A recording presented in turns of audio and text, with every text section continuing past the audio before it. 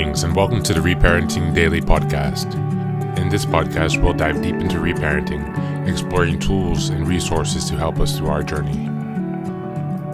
The podcast is divided into 3 sections. First is a reading. Second is a discussion of the reading followed by a journal prompt. And the last section is a peaceful meditation for closing.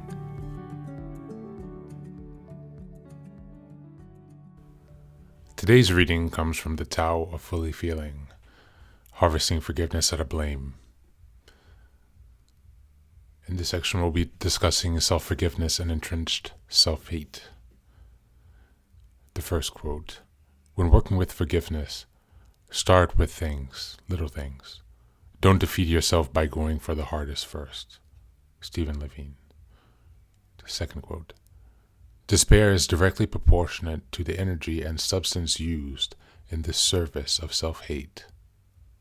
Emotional well-being and relative freedom from destructive inner turmoil are directly proportionate to the energy and substance used in the service of self-compassion.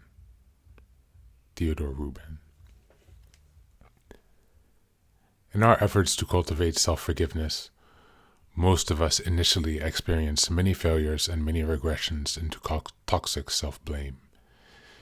In early recovery, we may feel discouraged to notice how often we fall back into cursing ourselves or our inner children. Sometimes we feel powerless to stop ourselves from chanting our personal litanies of self-hatred.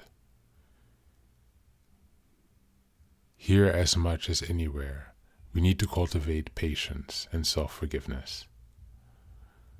For we can always eventually return to a self-supporting stance. Sometimes this can be achieved by following Gay Hendricks' paradoxical advice, to love yourself even when you find yourself temporarily lost in self-hatred. Hendricks recommends self-love for all painful internal experiences. There ought to be something more active to do with feelings or other things we need to deal with.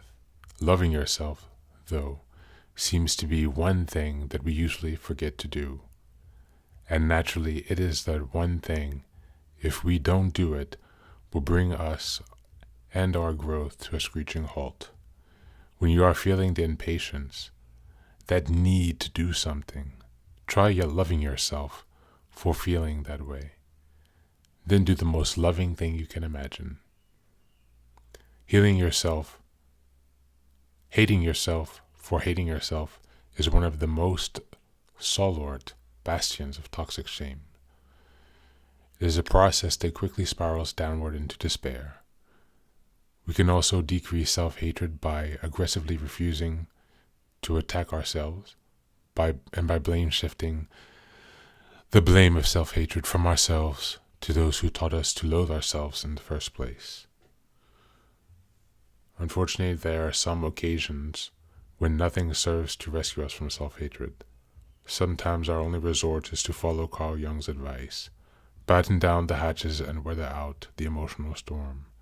Such experiences teach us that no intense emotional upset lasts forever.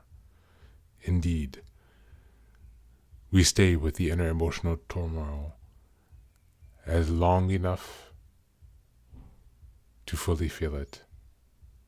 It eventually dissolves and is replaced by a different inner experience. Thank you, and that's today's reading.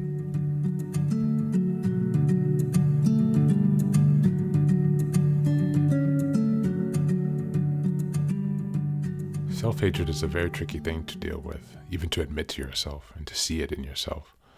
Oftentimes you need the help of reflecting other once you reach that point. Today I'd invite us to reflect on the ways in which we find ourselves hating ourselves, rejecting ourselves. Which ways do we also, on the opposite end, accept ourselves? Let's try to examine that gap.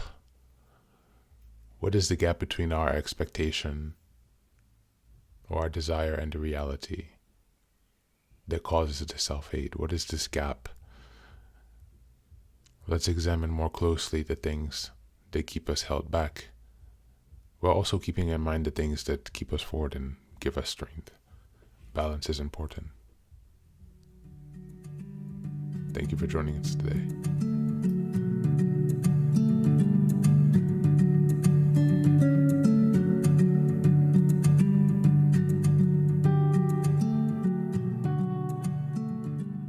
And now, let us move on to the final section, the meditation.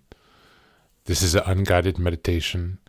I will simply provide some music and you can take some time to relax.